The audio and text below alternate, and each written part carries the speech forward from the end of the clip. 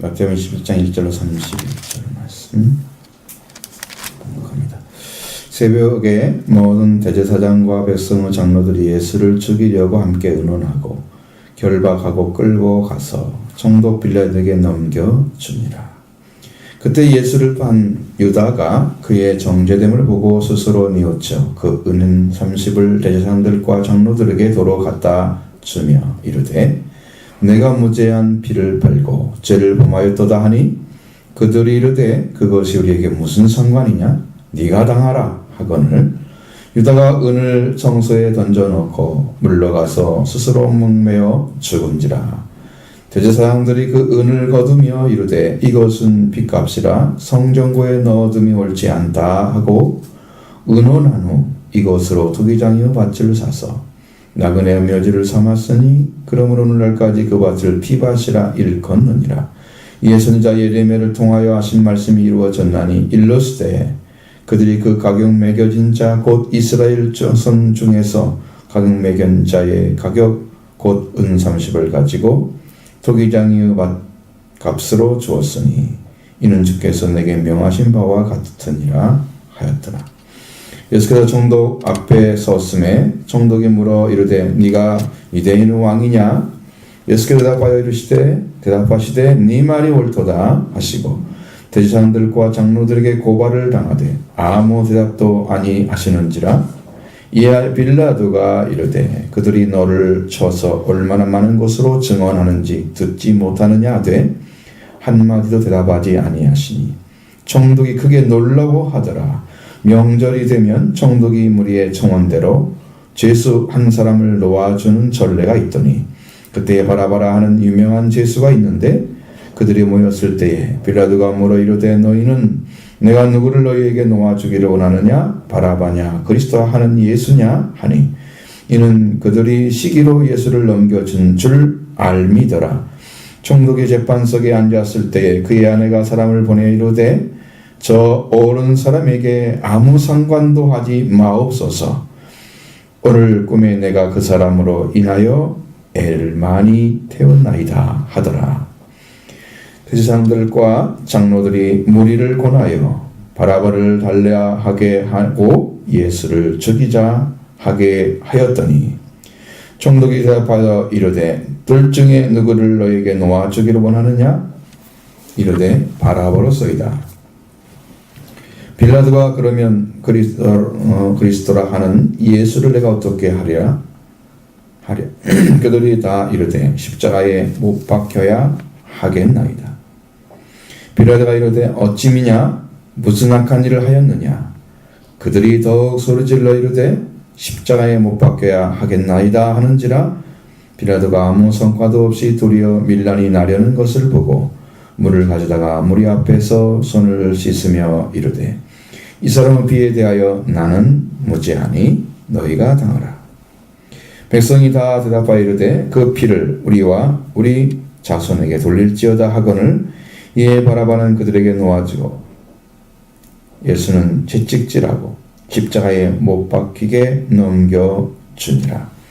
이에 총독의 군병들이 예수를 데리고 관정 안으로 들어가서 온 군대를 그에게로 모으고 그의 옷을 벗기고 홍포를 입히며 가시관을 엮어 그 머리에 씌우고 갈대를 그 오른손에 들리고 그 앞에서 무릎을 꿇고 희롱하여 이르되 유대인 왕이여 평안할지어다 하며 그에게 침뱉고 갈대를 빼앗아 그의 머리를 치더라. 희롱을 다 한 후 홍포를 벗기고 도로 그의 옷을 입혀 십자가에 못 박으려 곧 끌고 나가니라. 아멘. 자, 예수님을 이제 빌라도에게 데려가고 또 빌라도에서 데려오고 왜 그런 짓을 했을까? 사내들인 공회가 72명 정도 모인 좀 굉장히 큰 유대 종교 지도자들이 모여져 있는 기관이에요. 근데 그들은 사형권이었기 때문에 사형권 안에 있는 총독 빌라도 로마에서 파송한 그 사람의 권한이 필요하기 때문에 예수님을 넘기는 거예요. 그리고 십자가에 못 박게 하도록 끝내 그 말을 얻어내서 다시 데리고 오는 거예요. 이 사이에 벌어진 일이죠. 예수님이 이제 체포됐죠. 그리고 예수님께서 대제사장들과 장로들에게 이제 그들이 보낸 사람들이 끌려와서 가야바 제사장 집들에 들어가 있는 것입니다. 그 결박해서 좀 끌고 와서 총독 빌라도에게 넘겨주는데 뭘 했어요? 중간에 예수를 죽이려고 함께 의논했다 그랬어요. 무슨 의논을 했을까요? 야, 우리는 사람을 죽일 권한이 없으니까 빌라도를 이용해서 사형을 언도하는 거죠. 명령하는 거죠. 만들어서 우리가 예수를 죽이자. 그거예요. 그들이 원하는 것은. 예수님을 죽음으로 이끌어 가는데 그들이 참여한 거죠. 예수님은 이 땅에 목숨을 주어서 살리러 오셨는데 그 일을 자기들은 악의 방법으로 했지만 하나님은 그걸 선으로 바꿔서 생명을 구원하는 일에 사용하시는 거예요. 이 십자가의 길인 것이죠. 근데 은혜라고 하는 것은 100% 방향이 바뀌어요. 하나님이 그걸 이용해서 더 큰 것을 만들어내죠. 더 큰 일을 만들었죠. 자, 그 다음에 그때 보니까 그때 유다란 사람이 예수를 팔았던 것을 성경에 기록해놨죠. 예수를 팔았습니다. 그 다음 뭘 했을까요?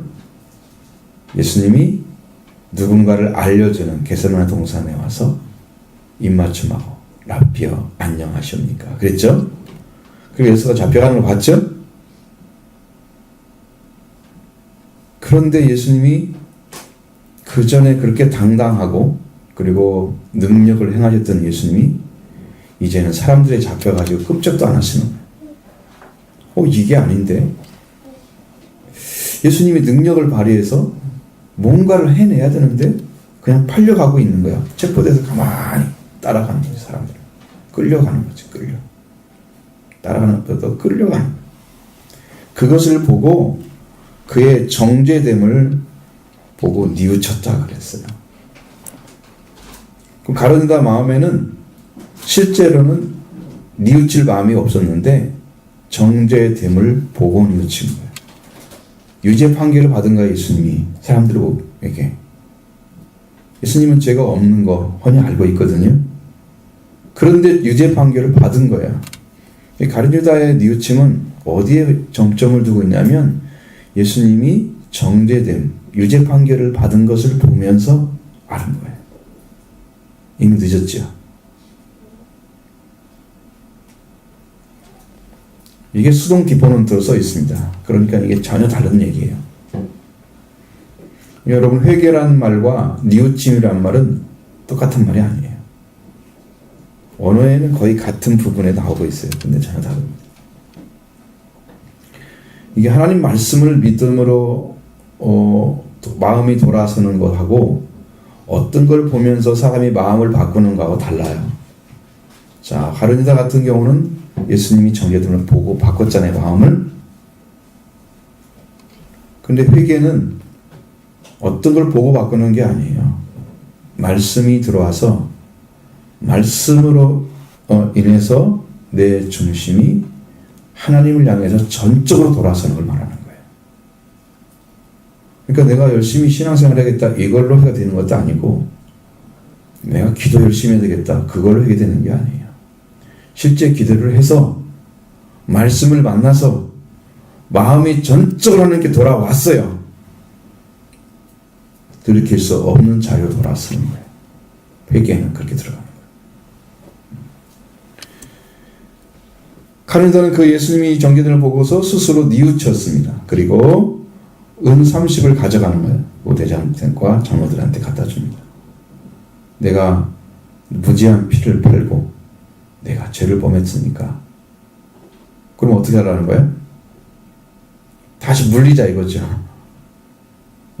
예수 판 것 이제 안 판 것으로 물려달라고 했죠. 돌이킬 수 있는 일일까요? 아니 그렇지 않아도 네가 안 팔았어도 잡아가려고 했는데 네가 팔았는데 뭐 네가 우리가 무슨 상관이야? 네가 당해. 자, 이 말을 듣고 가룟유다가 견딜 수가 없는 거예요.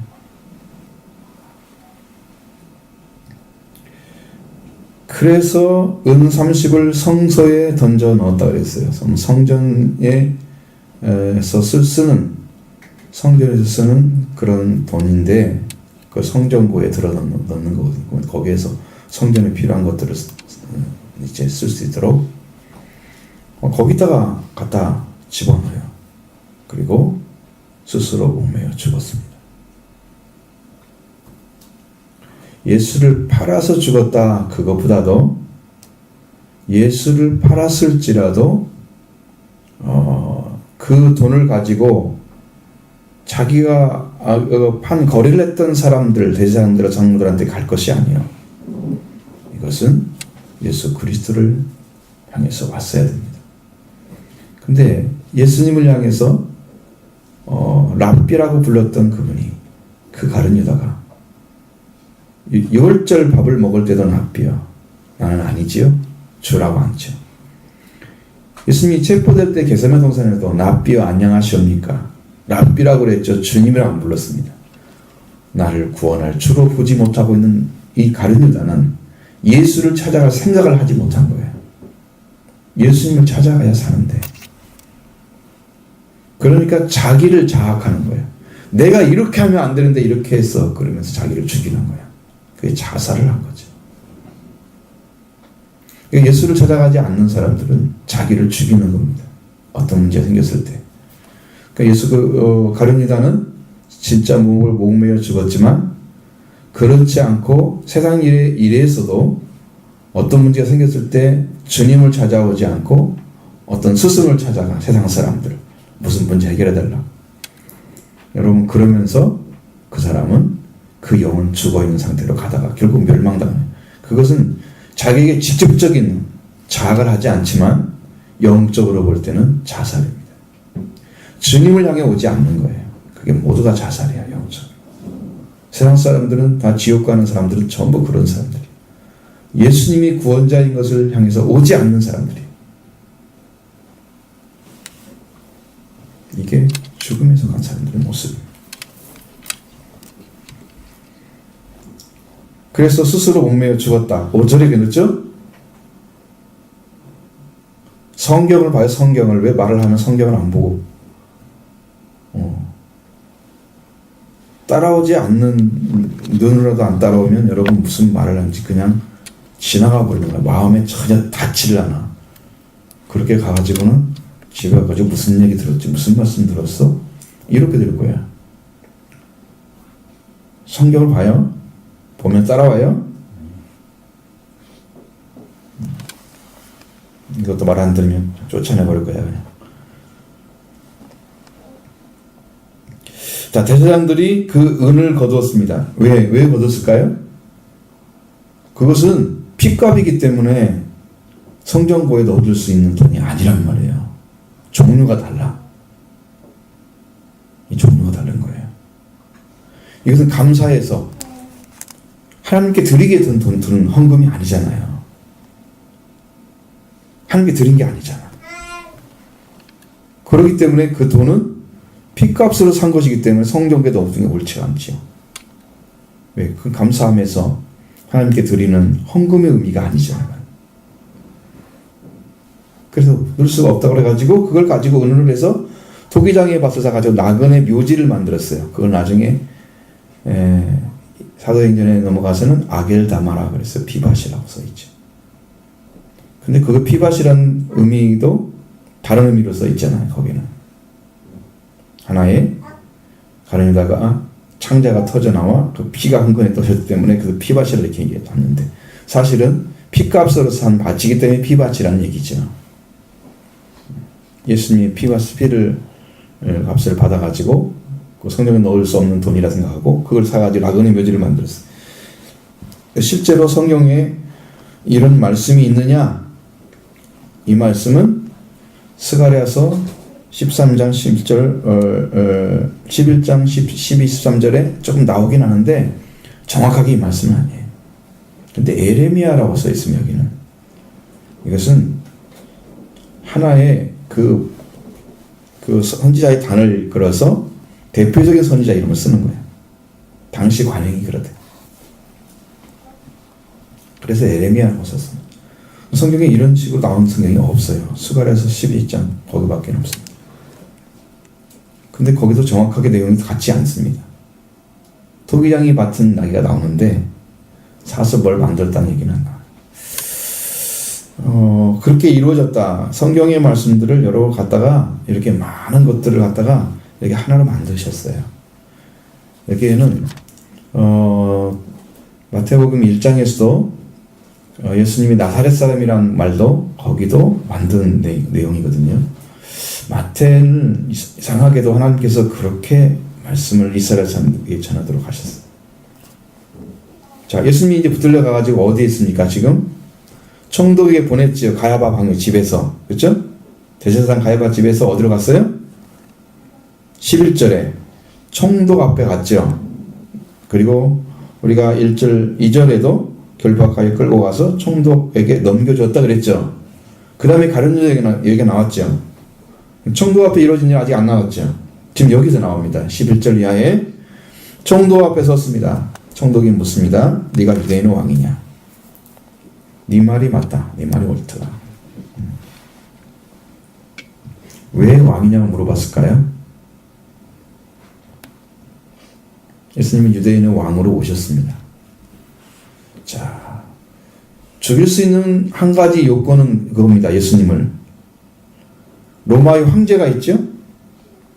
그래서 황제가 다스리는 나라에 들어가 있는 그 유대 나라가 총독에 다스리고 있잖아요. 한 부분을 줘가지고 다스리는 권한을 가진 사람이 총독이죠? 땅에 전체를 다스리는 게 아니고, 그러니까 그 총독 위에는 누가 있냐면 황제가 있단 말이에요. 근데 유대 나라에 또 하나의 왕이 있다고? 유대인의 왕? 그 왕이 있으면 뭐가 될까요? 반역자가 되는 거예요. 그러니까 유대인의 왕이냐 물어본 것은 예수님을 죽일 수 있는 아주 좋은 증거 자료가 되는 거예요. 이걸 가지고 왔어요. 그리고 대제사장들과 장로들이 뭐라고 막 계속 이야기를 하는데 고발을 하고 있는 거예요. 그 전에 자기가 뭐라고 그랬다고. 여러분이 이 성경에서 앞에서 우리가 봤던 말씀 중에 그것이 나와 있죠.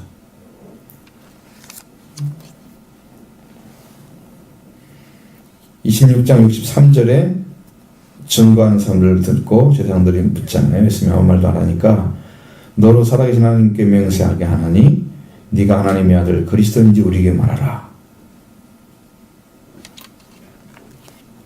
지금 표 본 거예요?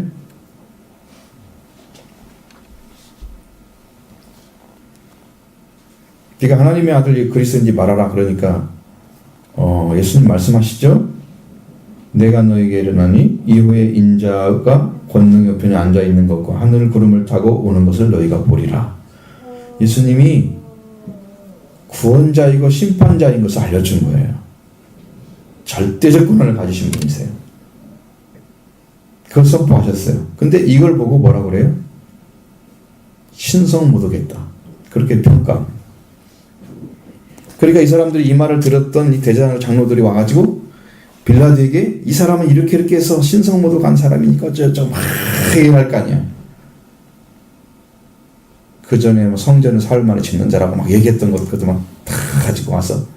근데 예수님은 한 말씀도 안 하시는 거예요. 쫙 하신 거예요. 그러니까 빌라도가 너무 답답해갖고 어찌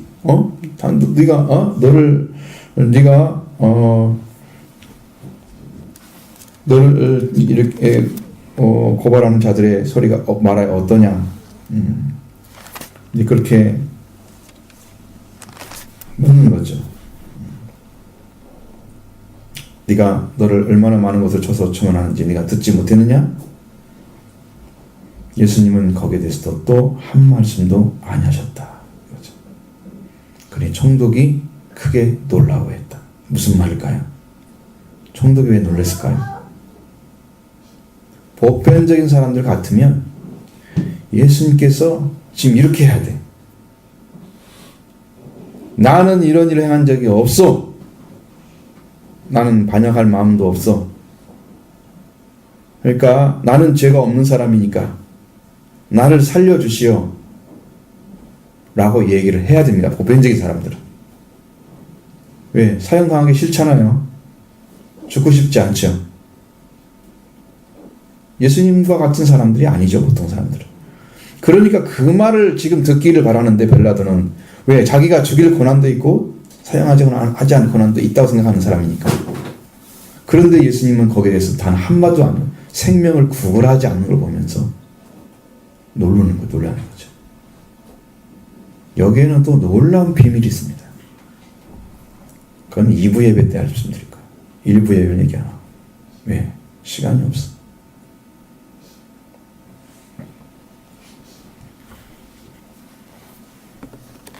명절이 되면 한 사람, 제수 중에 한 사람을 도와주는 전례가 좀 있었습니다. 지금 6월절이잖아요, 여기가. 그러니까 이날 도와줘야 돼, 한 사람. 그때 바라바란 유명한 죄수가 있었습니다. 그 사람들은, 이 사람은 폭동을 일으킨 사람이에요. 살인자예요. 그러니까 어마어마한 죄인이야. 그래서 감옥에 갇혀있는 사람. 이 사람은 사형 선고를 받는 사람. 이 사람은 그냥 놔두면 죽어요. 근데 빌라도가, 그들이 모였을 때 빌라도가 묻습니다. 너희는 내가 누구를 너에게 도와주기를 원하느냐? 바라바냐? 그리스도는 예수냐? 이렇게 물어봅니다. 근데 여기는 이제 시기로 넘긴 줄 알았다 그러니까 예수님이 지금 하고 있는 일에 대해서 여기는 아주 짧게 그냥 그렇게 생각해요. 시기 때문에 넘겨졌다 이렇게 생각을 하지, 예수님이 지금 죽음을 향해 가고 있다는 얘기는 전혀 간파할 수가 없는 거예요. 찾아볼 수가 없는 거예요. 그 영적인 의미는 찾아낼 수가 없어요. 여기서는 그분들은.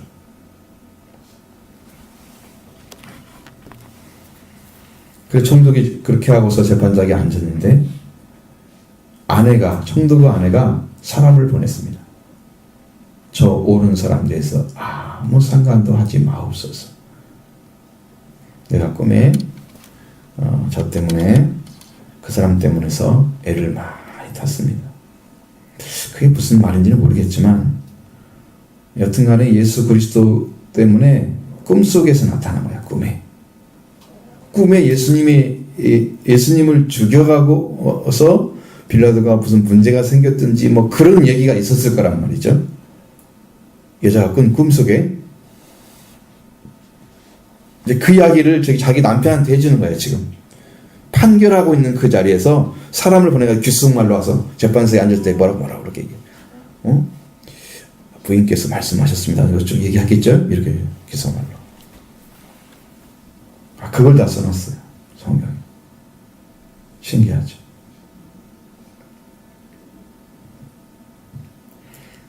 자, 그리고 제자들과 장로들이 많은 사람들이 모여있는 그곳에 무리를 꺼내가지고 바라바를 놓아주게 하자. 그리고 예수는 집 죽이게 하자. 그렇게 마음에 결단합니다. 그러니까 결국은 대제사장들과 장로들이 이 무리를 이용해서 예수님을 죽음으로 몰고 가는 거예요. 몰고 가는 거예요.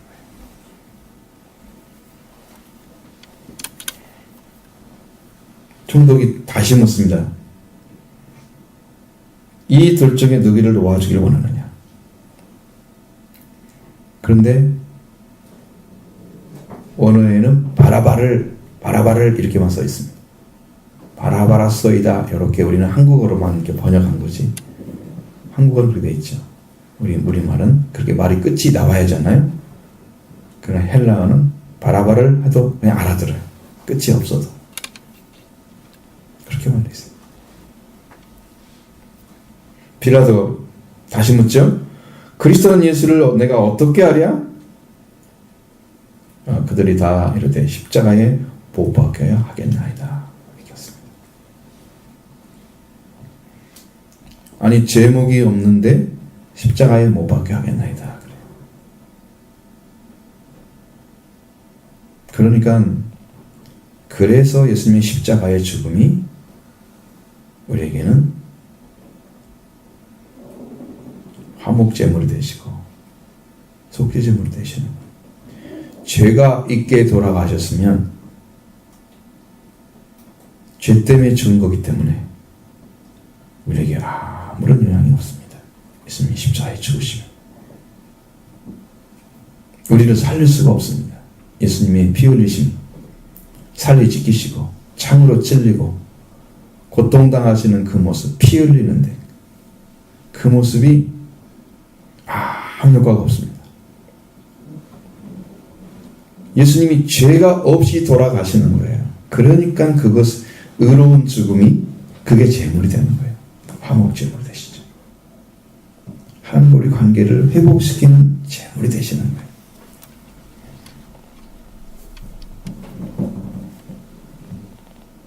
자, 빌라도가 그들에게 또 물어봅니다. 어찌 된 거냐? 무슨 악한 일을 하였느냐? 이 사람에 대해서 물었죠.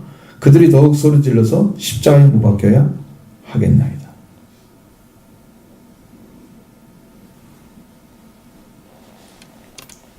소리 지릅니다.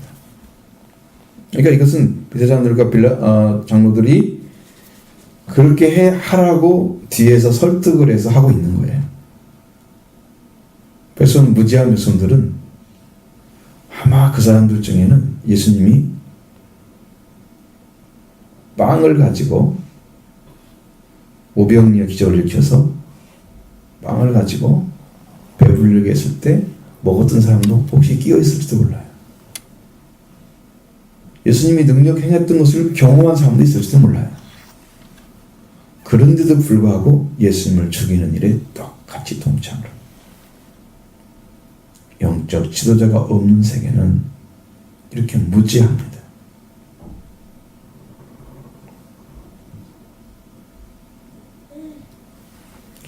그 빌라도가 아무 상관도 없이 밀란이 일어난 것을 보고 물을 가져다가 무리 앞에 손을 씻습니다. 이게 뭔 말이냐면 신명기에 들어가면 이웃 동네에 살인사건이 일어났어요. 사람을 죽인 일이 벌어졌는데 그런데 자기들은 한 적이 없어. 죽이지 않았어. 그러면 이 사람들이 정말로 대야다가 불을 떠다가 씻어야 됩니다. 우리는 잘못이 없다. 죄를. 그렇게 하도록 의식으로 만들어져 있었어요. 신기할 정도로. 그 모습을 보여줍니다. 무지한 자는 손을 씻는 것이 그들의 습관이었어요. 그러니까 빌라도도 나는 이 사람의 죄에, 이 사람의 피에 대해서 나는, 그러니까 죽임이죠. 나는 죄가 없어 하고 손을 씻는 거예요. 그 물로 손을 씻는다고 해서 죄가 없어질까요? 지은 죄가. 나는 죄를 짓지 않았다. 그것을 보여주기 위해서 그런 거지. 빌라도가 살아실 죽음의 고난이 있기 때문에 그가 넘겨주면 죽일 수가 있고 안 넘겨주면 못 죽이는 거예요. 근데 군대로 제압할 수도 있거든요. 하지 않습니다. 사용하지 않습니다. 고난을. 그래서 네 피에 대해서는 나는 무죄하니까 죄가 없으니까 너희가 당하라. 그건 너희들이 사람 죽인 죄의 피값을 너희들이 받아야 된다. 그 백성들이 얼마나 무지하냐면 그렇게 하라고. 그렇죠. 그 피를 우리와 우리 자손에게 돌리지어다. 이렇게 해서 이스라엘 사람들이 예수님을 죽임으로 받은 대가가 뭐냐면 이스라엘이 멸망을 당하는 거예요. 그 후손들이 멸망을 당하는 거예요. 디투스 장군이 AD 70년에 예루살렘을 함락을 시켜가지고 이스라엘이 그때부터 나라가 없었어요. 그리고 백성들은 다 흩어져 살게 됐습니다. 얼마나 많이 흩어졌냐? 뭐 남미까지 가고, 소련도 있고, 돌아다니면서 유럽도 가 있고, 이집트도 가 있고, 아프리카도 가 있고. 그리고 가면은 이스라엘 사람들이 거기 현지인들과 결혼하고 이렇게 섞여가지고 얼굴색이 검은색인데 유대인이야. 섞여버린 거야. 검은 유대인, 흑인과 섞어져가지고. 동양에 온 것은 거의 없어요. 근데 분명히 서양 쪽하고 좀 다 갔어요. 그렇게 나라 없는 민족이 돼버렸죠? 피가 받는 거예요. 또 그들이 히틀러라는 사람에 의해서 600만 명이 희생을 당하죠. 천도로 온 얘기 아니죠. 어마어마한 죽음을 당하는 민족적 박해가 심각하게 일어났습니다. 여러분 상상을 해보세요. 600만 명이면 서울의 인구가 1000만인데 거의 60%를 죽이는 거야. 어마어마한 사람 죽은 거죠? 거기를 한번 가봤으면 좋겠어. 아우슈비츠. 이번에 거기 가는데 거기는 아닌 것 같아. 거기를 한번 가봤어야 하는데 어떻게 죽였는지 말도 못할 정도의 고통을 주면서 그들을 그냥 그 유대인을 미워가지고 유대인들을 떠돌아다니면서 이쁨 받지 못했습니다. 사랑받지 못했습니다. 자기 자손이 다 돌아왔잖아요. 핏값이. 근데 약속에 의해서 이스라엘 민족이 다시 세워진 거예요.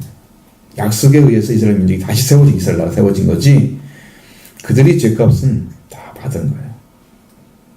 예수를 죽인 죄값이 이렇게 크다는 걸 보여준 겁니다. 여러분 그냥 보통 사람 죽여도 살인죄 하면 최소한 무기징역 가야죠.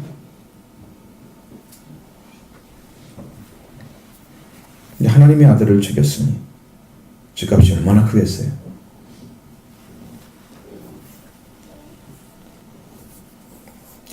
그래서 바라바는 그들에게 놓아주고 예수는 채찍질하고 십자가에 못 박히게 넘겨주니라. 지금 바라바한테 그 빌라도한테 데려온 이유가 뭐였어요? 빌라도한테 넘겨준 것은 십자가에 달려 못 박도록 그 말을 받아내기 위해서 그래 넘겨준 거잖아요. 근데 그대로 했죠. 됐습니다. 그러면 대제사장들과 장로들이 생각했던 대로 이루어진 거예요. 이것으로 인해서 그들이 어마어마한 죄를 범하게 된 것입니다. 자, 그 다음에 잘 보시면 총독의 군병들이 예수님을 데리고 관전 안으로 들어갑니다. 이게 뭔 말이냐면 총독이 머물러서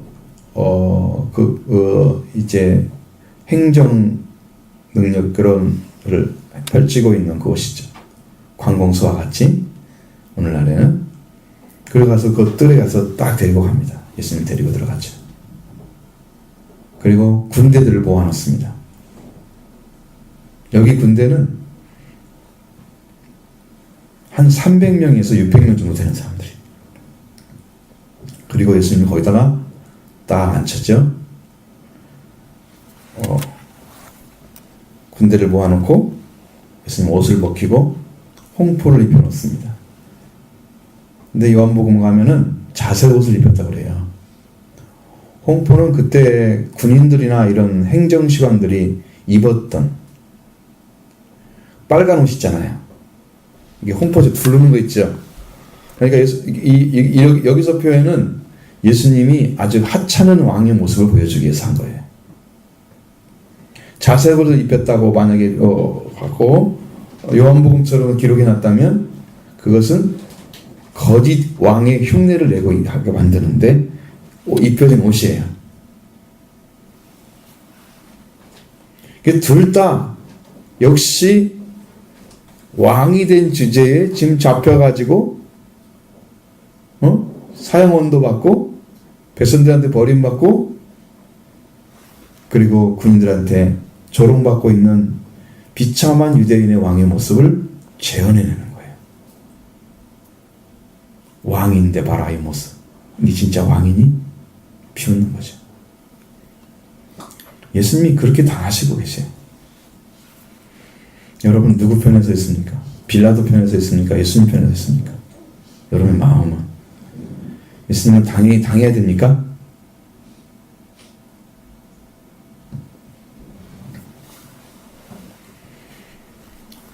티베리우스가 그려져 있는 은전을 보면 거기에 왕관이 씌워졌는데 그 왕관에 꼭 모처럼 생긴 것들이 많이 붙어 있어요. 그러니까 그것을 흉내내기 위해서 예수님한테 정말 면류관을 쓸 수가 없으니까 그 지역에 있는 가시들을 갖다가 못을 흉내내기 위해서 그 가시를 갖다가 엮어가지고 예수님의 머리에다가 딱 씌워놨습니다.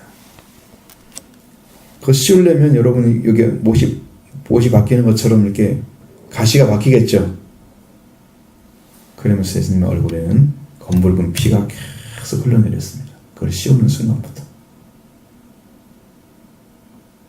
그러니까 얼굴은 피범벅이죠. 얼굴은 피범벅이 됐습니다. 몸도 흘러내렸을 거예요. 이렇게 막 흘려. 그 가시가 찔려면 여러분 피가 가만히 있지 않잖아요. 쭉쭉 내리잖아요. 흘러내리잖아요. 예수님은 고난의 길을 그냥 걸으실 수가 없으신 거예요. 그리고 오른손에는 갈대를 줍니다. 이 갈대를 들면 왕을 상징하는 홀이에요. 이것은 황제가 가지고 있던 단장이었습니다. 이것이 상징이에요. 황제에 상징하는 막대기가 있어요. 한국에는 그걸 고라고 그럽니다. 그래서 우리나라 성경에는 홀을 갖다 다 고로 바꿔놨어요. 또 바꿨는데 그건 의미가 없어요. 바꿔야 될 의미가 없어. 뭐 한국 것은 아니잖아. 이해하기는 쉬울 거예요.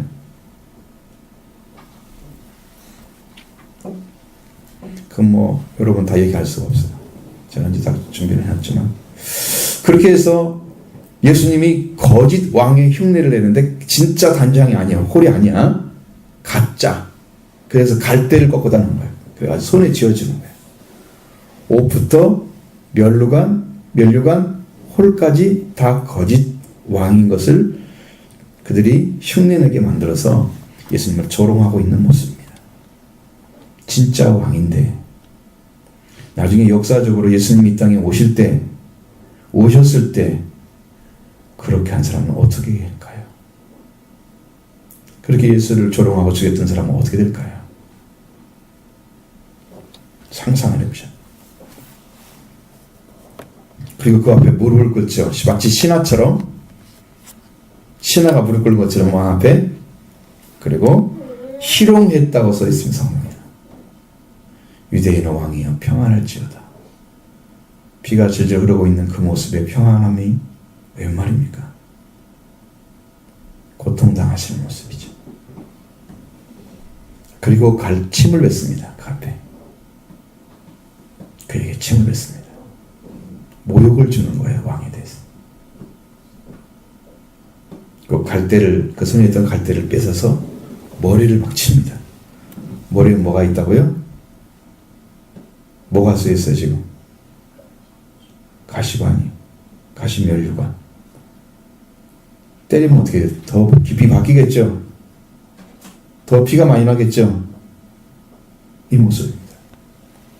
이렇게 예수님을 모욕하고 나서 갈대, 희롱을 다 마치고 얼마나 걸린 시간은 알 수 없어요. 최소한 못 걸려도 2시간 이상 걸렸을 거예요. 2시간 이상. 왜냐하면 예수님이 십자가 못 박힌 시간이 있기 때문에 그래요. 그 시간들이. 여기는 새벽에 지금 일어난 일이거든요. 새벽. 그러면 최소한 6시. 그래 되면 거기서 9시까지 했어도 2시간. 아무리 빌라도가 아무리 오랫동안 했어도 얼마 걸리지 않았을 겁니다. 그 시간. 데리고 들어가서 노는 거죠. 예수님 데리고. 여기는 짧게 기록되어 있지만 이게 짧은 게 아니에요. 그냥 내용만 딱 간추려서 말씀. 그리고 다시 홍포를 다 벗깁니다. 그리고 도로 예수님이 입었던 원래 옷을 입히고 십자가에 못 박히게 해서 끌고 나가니라 그랬어요. 여러분, 예수님이 그냥 스스로 간 게 아니죠. 끌고 가는 거예요.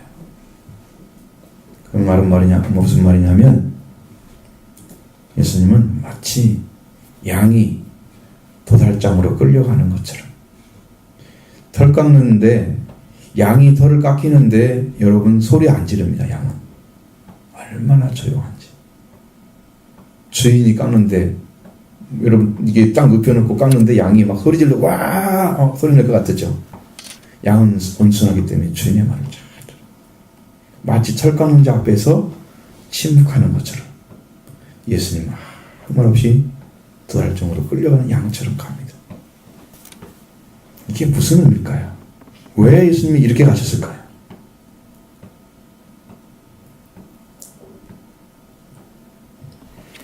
그래서 여러분에게 이제 이 말씀은 짧게 드리고, 자, 이사야 53장 펴보시죠.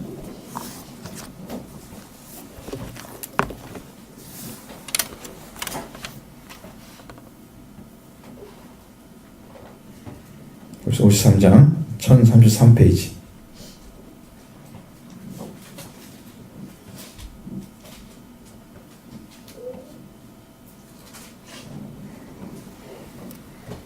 자, 3절 한번 읽어볼까요? 같이. 그는 멸시를 받아 사람들에게 버림을 받았으며 강고를 많이 겪었으며 질고를 아는 자라 마치 사람들이 그에게서 얼굴을 가리는 것 같이 멸시를 당하였고 우리도 그를 귀히 여기지 아니하였도다. 자, 이 말씀에는 뭐가 들어있냐면 멸시를 받았다고 사람들이 눈으로 보는데 아주 무시를 해버리는 겁니다. 멸시를 받아 사람들에게 버림을 받았다고 그랬어요. 사람들에게 버림받는 것. 여러분, 지금 세상은 참 우리나라뿐만 아니라 세상이 똑같더라고요. 내가 SNS를 통해서 보여주는데 중국 아이들도 따돌림하면서 애 때리는 거 봤어요. 하늘을 세워놓고 돌아가면서 때리는 애들. 아주 잔인하게 계속 우는데 계속 때리는 여자애들이 무시하는 거잖아요. 멸시하는 거거든요. 예수님 버림받았습니다. 강고를 많이 겪었다는 것은 이게 고통을 당한 건데 이건 영육간의 고통을 얘기하는 겁니다. 정신적인 몸으로 고통을 합니다. 그 다음에 예수님은 질고를 아는 줄 알았는데 질고를 짊어졌습니다. 이건 사람의 병을 얘기하는 거예요. 예수님은 사람의 병을 다 짊어지시고 사람이 받아야 할 고통을 다 당하시고 사람들에게 멸시를 받아서 버림받았습니다. 이 모습 보여주는 거예요. 그 모습이 어느 정도냐면 사람들이 그를 바라보면서 얼굴을 가려요. 안 보고 싶은 거야. 너 정도는 안 보고 싶지 않아. 이렇게 가립니다. 그래서 또 멸시를 당해. 이게 예수님에 대한 예언입니다. 말씀. 이뿐만 아니라 여기서 쭉 나오는 이야기 53장 전체가 예수님에 대한 예언입니다. 제가 2부 때는 좀 길게 얘기할 거예요. 말씀 아주 정확하게. 그러면 정말 예수님이 당하신 모습이 그대로 드러나요. 거짓 없이 드러나요. 너무너무 아픈 거예요. 그래서 주님은 그걸 다 받아들이시고 그 원수들의 조롱을 다 받으시면서 거기에서 반발하지 않으십니다. 어떠한 이야기도 안 하시죠. 단 한마디 변명도 안 씁니다. 그 예수님의 모습은 정말 도살장으로 끌려가는 어린 양 같은. 우리는 우리 마음대로 생활 방식대로 살아가지만 그래서 예수님 우리 때문에 죽으시는데 한 사람도 예수님을 귀히 여기는 사람이 없더라는 거죠. 역사가 그랬습니다. 오늘도 예수를 믿는 사람 중에 예수를 귀하게 여기는 사람은 예수님을 만난 사람밖에 없습니다. 안 만나고는 여러분 그냥 믿어야 할 그냥 그런 대신 그런 분으로 보시는 거지. 그래서 예수님을 귀하게 여기고 사랑하고 그분을 위해서 충성하는 사람들이 어떤 사람이에요? 예수님을 만났던 사람들입니다. 그가 당하신 고통이 얼마나 컸을까를 감정뿐만 아니라 실제로 마음에서 느껴지고, 그럴 때 정말 예수님이 우리 위해서 수고하신 그 고통을 몸소 당하신 것을 우리는 진실하게 그 예수님의 삶의 현장에서 본 것처럼, 그래서 우리는 예수님이 그 고통을 당하신 것을 나의 삶에 가져와서 나도 예수님의 고난에 동참하는 삶으로 옮겨지는 것까지 들어가야 그게 예수님의 고난을 당하는 사람들이에요. 성경이 그렇다는 것도 이해를 못하면 삶으로 어떻게 고난을 가져와요? 이 청소년들 열심히 배워야 되겠죠. 깨달아야 되겠죠. 그리고 알아서 분명히 믿어져야 되겠죠. 예수님에게 고난 당하신 모습을. 우리도 예수님이 당하신 모습처럼 이런 어려움을 당할 때 예수님 하나님의 뜻만 순종했듯이 우리도 예수님의 말씀에 따라서 우리도 하나님의 뜻에 순종해서 하나님의 말씀을 이루어드리고 하나님의 영광스러운 백성으로 다시 태어나는 일에 고난이 쓰임받는 거예요. 고난은 내게 유익이라. 고난이 유익이 되는 것이죠. 영광을 이루는 재료가 되는 것이죠. 그리고 예수님의 고난의 모습을 제대로 모르는 사람들은 예수님이 받으신 고난은 우리를 위해서 받으신 고난이야. 그건 나와 상관없어. 딱 하고 자르고 나는 예수님의 고난으로 맺어진 열매만 따먹으려고 그래. 기독교인들이 그렇게 살아가고 있어요. 여러분, 열매는 과정 없이 열려지는 거 봤습니까? 없죠. 근데 신앙인들은, 오늘 예수를 믿는 사람들은 예수님의 고난이나 이런 건 별로 관심 없어요. 그 예수님 믿고 잘된 것만 좋아해요. 열매만 따먹으려고 하는 거야. 자기는 고난의 삶 안 살고. 예수님 만나서 기쁨이 좋다.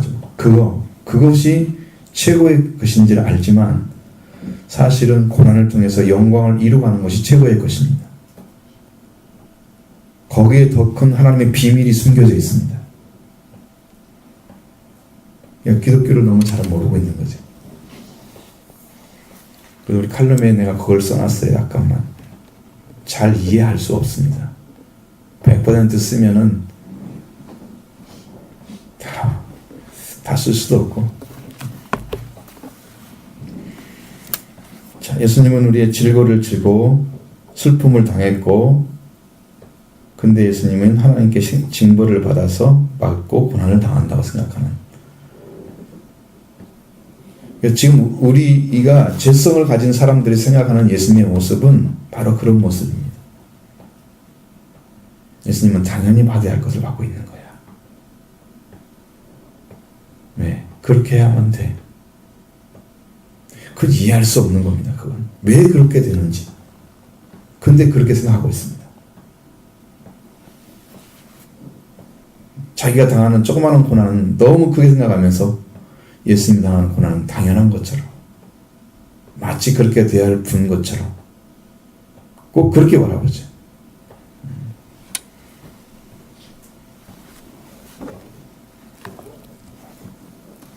여러분의 믿음의 삶을 잘 돌아보시고 예수님이 걸어가신 길을 같이 따라오셔야 됩니다. 고난이 얼마나 큰 축복인지, 그걸 통해서 이뤄가는 사람들은 그 영광이 얼마나 큰지. 그래서 하늘의 비전이 없는 사람들은 고난에 동참 못합니다. 그 자체를 벗어나기만 하려고 그러지, 피해가려고 그러지. 이 길이 아니면 저로 돌아서 가지 뭐, 이렇게 가잖아. 그런 삶을 더 추구하지. 자, 이런 믿음의 삶으로 충실히 살아서 우리 예수 그리스도를 따라가는데 예수님이 걸어가신 길을 잘 보시고 함께 걷는 그런 믿음의 자녀가 되기를 바랍니다.